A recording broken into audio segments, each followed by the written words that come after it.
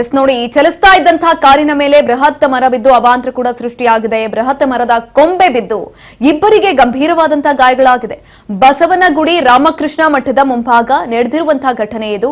ನಿನ್ನೆ ಇಡೀ ಮಳೆ ಬಂತು, ಅಂದ್ರೆ 1 ಗಂಟೆಗಳ ಕಾಲ ಬಂದಂತಹ ಮಳೆಯಿಂದ ಆದಂತಹ ಅವಾಂತರಗಳಿದೆಲ್ಲದೂ ಕೂಡ ಚಲಿಸ್ತಾ ಇದ್ದಂತಹ ಕಾರಿನ ಮೇಲೆ ಬೃಹತ್ ಆಕಾರದ ಮರ ಬಿದ್ದಿದೆ.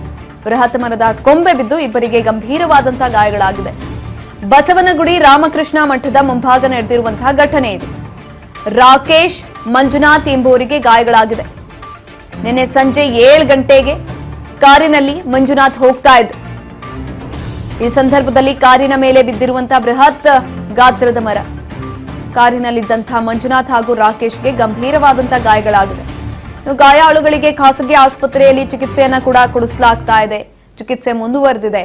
ಹೋಗ್ತಾ ಇದ್ದಂತಹ ಸಂದರ್ಭದಲ್ಲಿ ಬೃಹತ್ ಆಕಾರದ ಮರ ಬಿದ್ದಿರುವಂಥದ್ದು ನೀವು ದೃಶ್ಯಗಳಲ್ಲಿ ಗಮನಿಸ್ತಾ ಇರಬಹುದು. ಮರ ಬಿದ್ದಿದ್ರಿಂದ ಸಂಪೂರ್ಣವಾಗಿ ಕಾರೇ ಜಖಮ್ಮಾಗಿದೆ.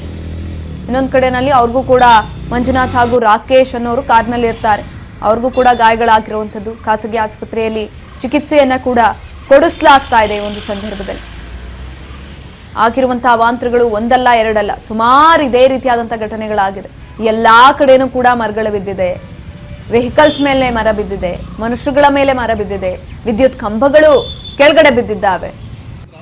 ಎಷ್ಟೋ ಕಡೆ ಕರೆಂಟ್ ಇಲ್ಲ, ಇನ್ನೆಷ್ಟೋ ಕಡೆಯಲ್ಲಿ ಟ್ರಾಫಿಕ್ ಜಾಮ್ ಉಂಟಾಗಿದೆ. ಇದರಿಂದ ಜನಸಾಮಾನ್ಯರು ಹೈರಾಣಾಗಿದ್ದಾರೆ.